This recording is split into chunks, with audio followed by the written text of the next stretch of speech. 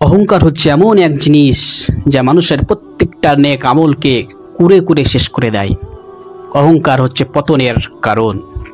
আল্লাহ রাব্বুল আলামিন বলছেন, আল কিবরিয়া উরিদাই, অহংকার হচ্ছে আমার চাদর, আমার চাদর, আমার পোশাক, আমার কুদরতি শরীরের পোশাক হচ্ছে অহংকার। অতএব বান্দার সাজে না অহংকার করা, বান্দার সাজে না। আল্লাহ তাআলা বলছেন, ইন্নাল্লাহা লা ইউহিব্বু কুল্লা মুখতালিন ফখুর, আমি অহংকারীকে পছন্দ করি না। আল্লাহ তাআলা অহংকারীদেরকে কখনো পছন্দ করেন না। অহংকারীরা কখনো জান্নাতে যাবে না, যাবে না, যাবে না।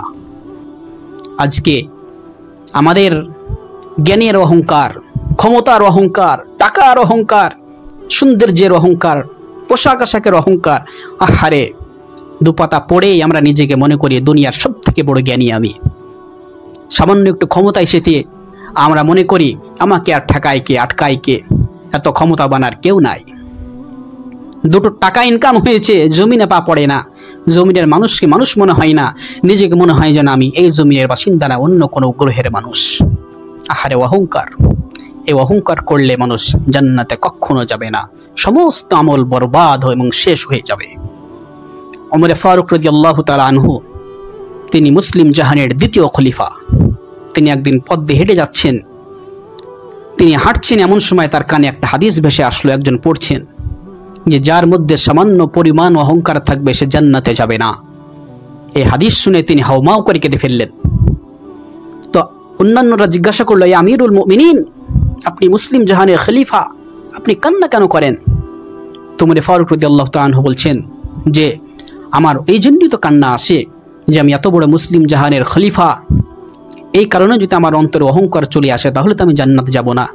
আমার মনে হয় যদি সবাই জান্নাতে চলে যায় আর যদি একজনের জাহান্নামের ফয়সালা হয়, আমার উমরের নাম না চলে আসে, আমার ভয় হয়। আহারে কত বিনয়ী, কত সাবধানতা।